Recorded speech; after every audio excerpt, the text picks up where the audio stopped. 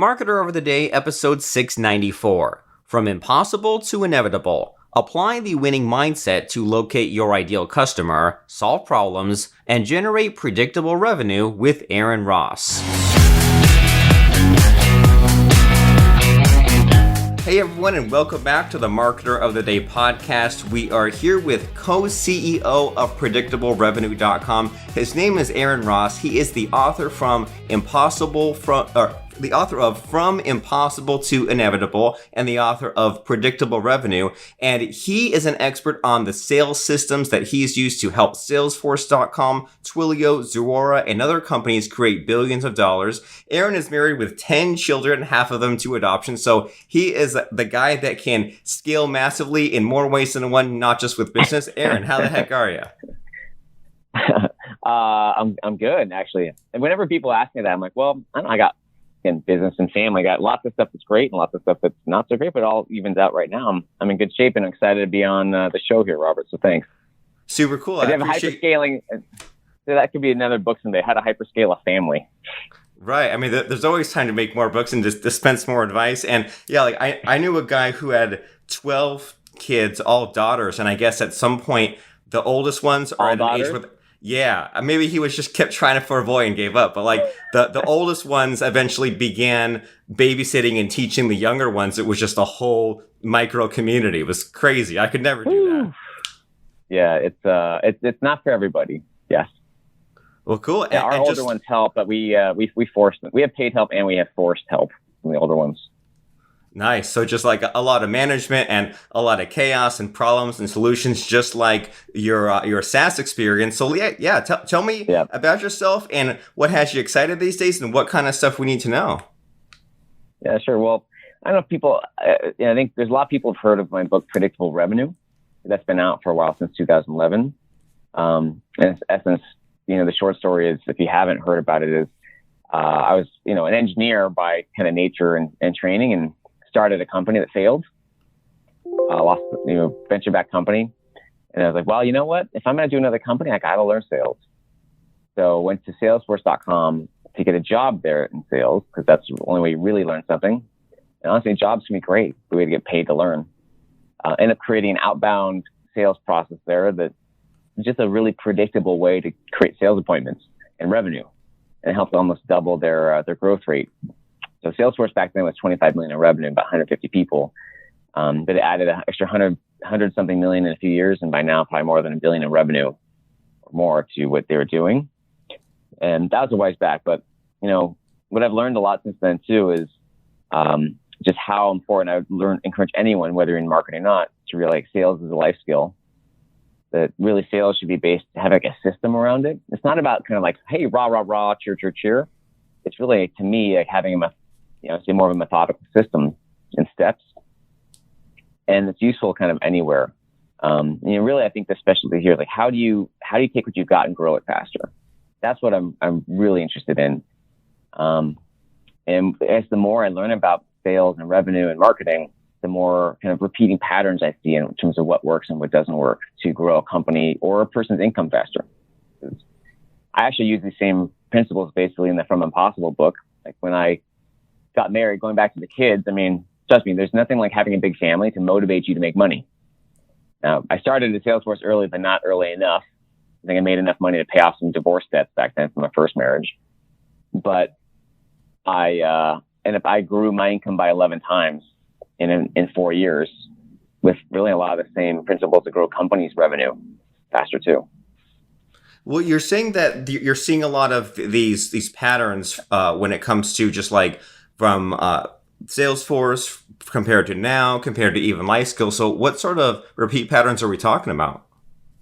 Well, let's start with the first one. So the most common reason people struggle to grow revenue is you haven't nailed a niche yet.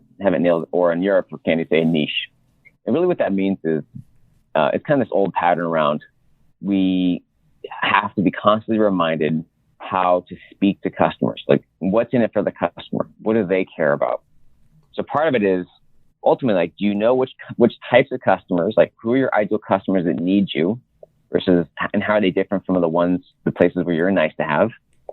because there's no better way to waste energy or marketing energy to market to companies who are never going to buy. It's kind of like, if you sell steaks, you got to sell to steak buyers, not vegetarians. So who's your ideal customer?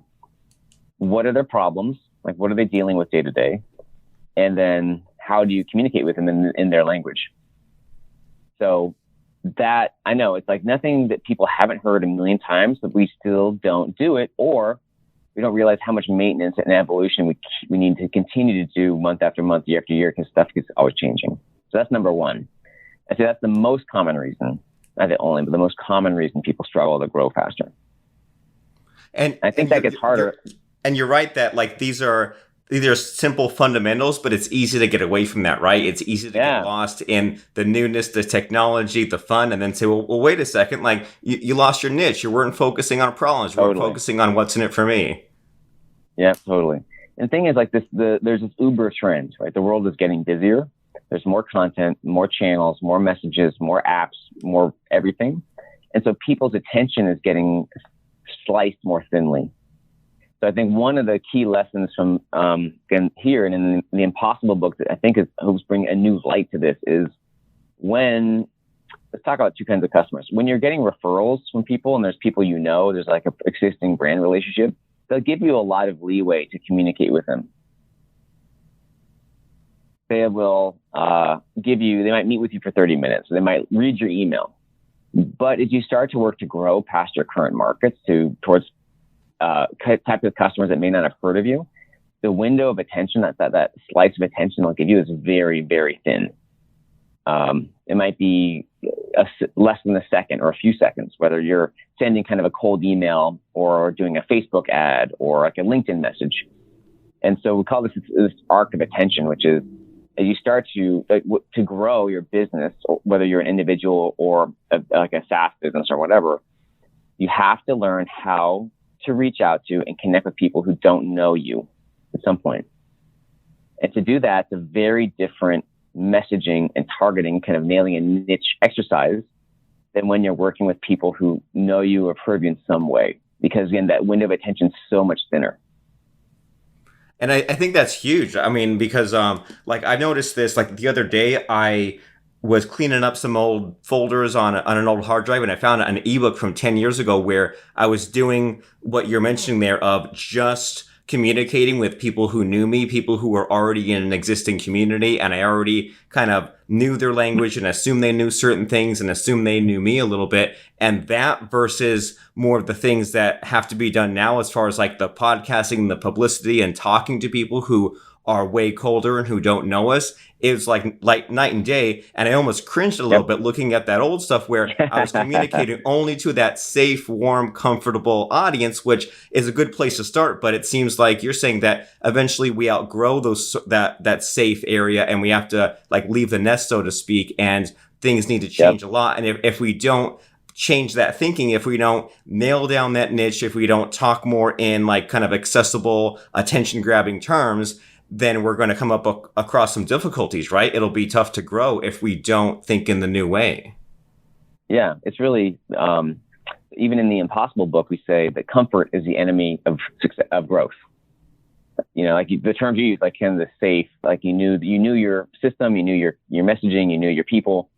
That's great while it works, but if you start to get to the point where you plateau and you're like, why am I not growing? Well, you got to try something different. And usually that involves reaching out to new audiences. Could be a new product, could be new this, but I think it's vital to embrace the idea. It's okay to reach out to new audiences that may not be exposed to you, may not know you. And it's a different skill. It's a different message to practice. And it's okay to be uncomfortable. You should be. You can't grow without being uncomfortable. Yeah, I agree completely. And that's a really good reminder there of, and it's easier to find new audiences than to make new products, right? Like I can have the one product and market to 10 audiences or make 10 new products. That seems like a lot more work. And, and I've come across some difficulties sometimes where like I'll meet someone at an event and I'll say, well, do you want to be on my podcast? And they'll say, oh, but I'm in this other niche. I'm a I'm a crystal healer. I only want to talk to other crystal healers. And I'm thinking, well, wouldn't it be better to try out some new things? And like you said, be uncomfortable and get comfortable with being uncomfortable and all that kind of fun stuff. So that way, maybe you can try new things, and maybe someone who's in someone else's audience will find you. But we have to kind of take that risk and break out of our shell. Yeah, totally. The crystal healing is a great example, which could be, I know 'cause I'm from out. I mean, I've been in LA for 10 years, and trust me, there's no shortage of crystal healers there. In fact, my wife is really interested in crystals and earth magic and things. So I get that. But if you've been doing crystal healing, and again, there's Qigong, I mean, there's all these like Reiki or all these other things, and you feel like, okay, I'm doing X, I might be doing $50,000 a year. I might be doing $100,000, maybe $20,000. And I want to make more. It does require rethinking. Okay, it's one thing to talk to other people. You go to a meetup and it's all crystal healers, and you can talk that language. That's comfortable. They get it. And it is uncomfortable to think, oh, I'm going to go talk to a new audience that doesn't really understand crystal healing. Like, how would I even explain to them why they should care and why it's good for them? It's a whole new way of thinking to translate. Like, they have problems you can help them with, but the way they think is different. So to come up with a whole new way of explaining what you do into their language is challenging. And it doesn't happen with one podcast. It doesn't happen with a couple of interviews. It can take months or longer to kind of get comfortable with that, to like find your niche and to find that message, to be able to resonate with a new audience that you're just not used to. Yeah, so a lot of people don't do it. And to their detriment, okay. And then maybe even they stay in the safe space, and the safe space goes away, right? And then they have to scramble and reinvent themselves. And if only they had done what you're saying and just like, try to be somewhere else for a little while, they could have survived. Yeah, it's the people seek security and safety, which there really is none. So, for example, for me, I used to have savings, back 10 years ago before I got married. I probably had like a few $100,000 of savings / like a line of credit or whatever. And then getting married and going from basically 0 to 9 kids in like 6 years, right? And 2 of those were from my wife's first marriage, and we've had 3 bio kids together. We've adopted 4, and we have another baby we're in the process of adopting. I ended up investing all my savings and going into debt to support the family. And there's all these things just so many different reasons. Plus I was forced to learn how to make more money. So I grew my income from like $70,000 a year to $800,000 a year.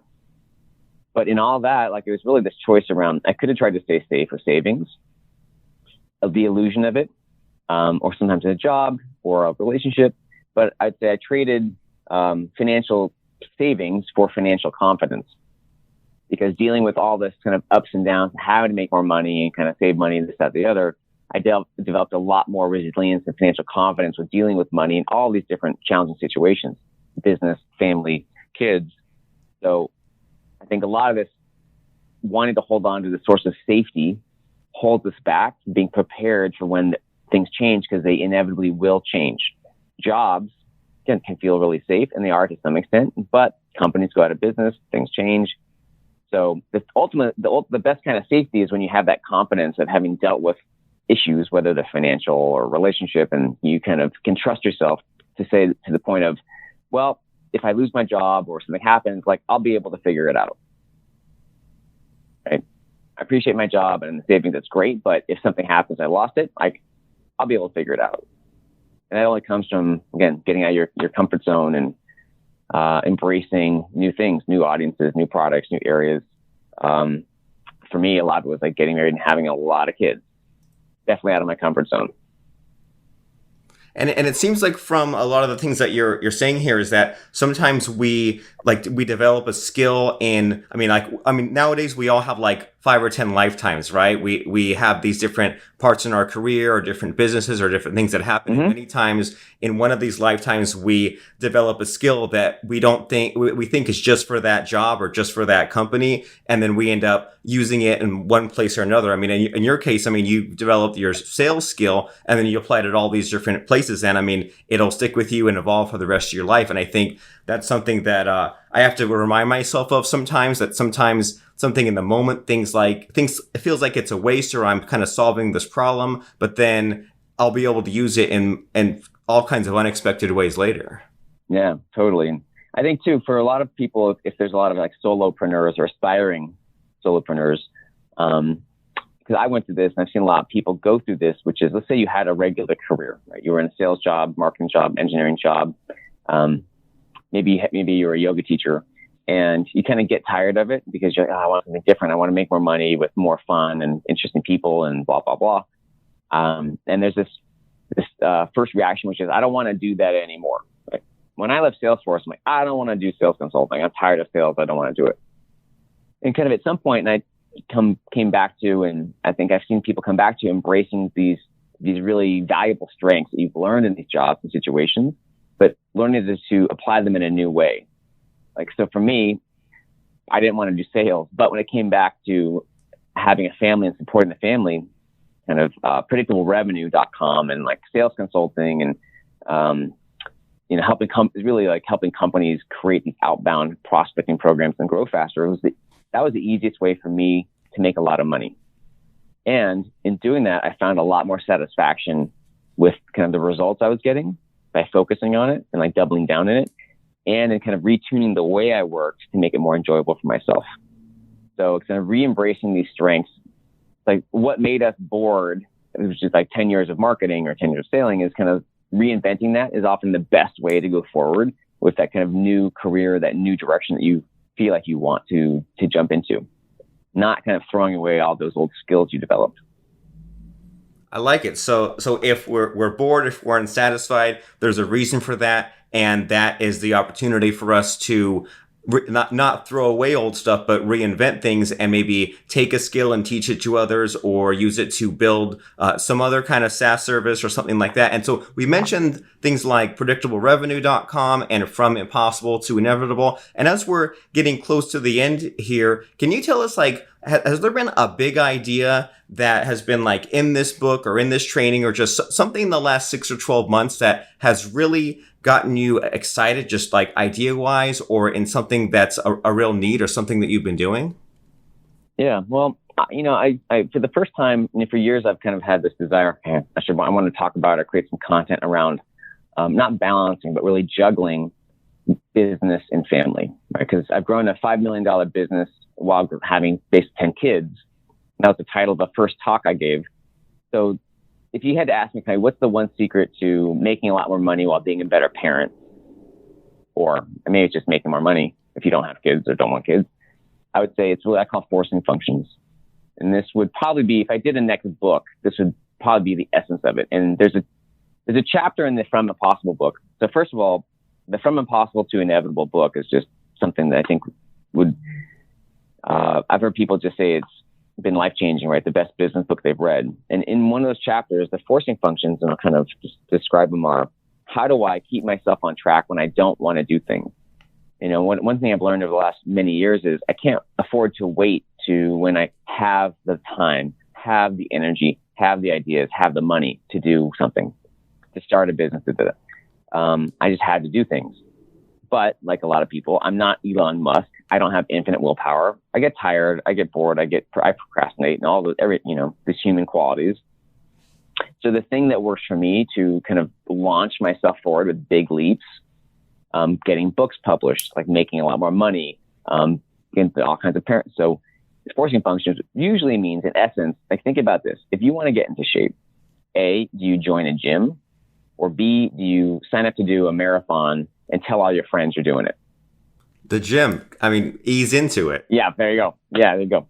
So for me, it's like these public deadlines where I'm going to tell people I'm doing something, like publicly commit to a date and a deadline. And this, for years, looked like even doing like webinars and talks. Like, the thing that helped crystallize the ideas in the From Impossible book really was doing, over like 2 or 3 years, it's called like a couple dozen public talks. It could have been getting together people at dinner for like 5 people at dinner. It could have been a webinar, conference call, conference. But the example is when you have a date and you tell people, then you have to do it, or at least you're committed to show up for people. Like, for me today, like, I would not have been able to write the From Impossible to Inevitable book with a big family unless I not only had a partner and kind of a publisher and had committed deadlines, but then I force myself to block out like Wednesdays to write. Right now, again, big family. I would not work out regularly unless I had a trainer. So on 2 or 3 days a week, on Tuesdays and Thursdays, there's like a time, there's a place I'm invested with a deadline and money. So it's kind of relearning ways to set myself ahead of time to get things, to force myself to do things that I may not want to do in the moment, because like whether I'm tired or not, I'm going to go to the gym with the trainer. And I'm always glad I did afterwards. Whether I have time or I'm tired or not, if I have like a publishing deadline, I'm going to get it done. And it's like having kind of manufactured motivation, like externally created willpower. I wouldn't say it's unlimited willpower, but it's like willpower on tap. Because I still get tired. Sometimes I change things, but that would be the thing if I did a new book, or the lesson I would leave with people to, again, whether you're trying to make more money, be a better parent, write that book, like whatever it is, like public declarations of action with other people and deadlines. It's just changed my life. And the thing is, you never stop. Been doing it for years and still doing it, whether it's with books, with moving and other things. It's just, but because it works for me, at least. Oh, I think you're really onto something. And I think that, we all need to figure out what works for us. Right. And when you see people who are, I don't know if it's good or bad parents is the way to say it, but some parents are really stressed out, or some people say, well, you're so unprepared for being a parent, or you're never going to have any sleep. You're going to run out of all kinds of money. But when you look at the ones that seem to have it easy or that are stressed out, it's like a time management aspect, right? It's a matter of being organized and having those deadlines and having the schedule and having the habits and time blocking and all these things that you're mentioning, and knowing that the motivation is not always going to be there. Like you were saying, of going to the gym, right? Sometimes you just have to go to the gym and just focus on just that part of it, getting your butt in the gym, and then know that, okay, once you're there, you might as well work out. And then also you mentioned something in there of the reminding yourself of knowing that once you're there, you're glad you came. Right? That there's the dread leading up to some things, but then once we're in the moment, once we're doing it, afterwards, we're like, I can't believe I was so stressed out about that, or that I overthought it, or that I was trying to talk myself out of it. It wasn't really that big of a deal. And then we just do those things like the public declarations, have the milestones. You mentioned in there a little bit of not going it alone, right? Of having like a partner in some things, or having some of your small talks, so that way the book ideas can crystallize. These are all like fundamental, simple things, but sometimes the simplest things to understand are the things that we don't do, because we're maybe sometimes focused on the complexity and putting roadblocks and self-sabotage in front of our own selves. And sometimes things can be simple. We just have to remember to apply those things. And so as we're wrapping up here, do you think there's anything interesting, important that people need to know that we left out of our conversation that we should kind of fit in here? No, I mean, I think it's just, again, it's easy to have great, it's one thing to be excited and like have a great idea. Like, how do you ensure that you put it into practice somewhere, right? For me, calendaring is really like time blocking. It's just like knowing yourself, self-awareness to know what works for me, right? Or what doesn't. If I get excited about stuff, do I apply it now or not? If I don't, like, how can I work around myself? My focus on my strengths, but kind of be aware of my weaknesses to better be able to move myself forward towards what I want, whether it's like more money, better relationship, fitness, whatever that is. Because we all have different ways that whether it's self-sabotage or weaknesses, or just that's the human condition. No one's perfect. Social media is generally kind of like a very false face to the world for different reasons. And really it's just like everyone struggles. Whoever your Elon Musk, whoever your icon is, whether they're like incredibly fit, whether they're like successful, everyone has struggles and everyone's different. So understanding yours and how to work around it. For me, forcing functions are like magic. They're not easy, but they work, and I appreciate the results.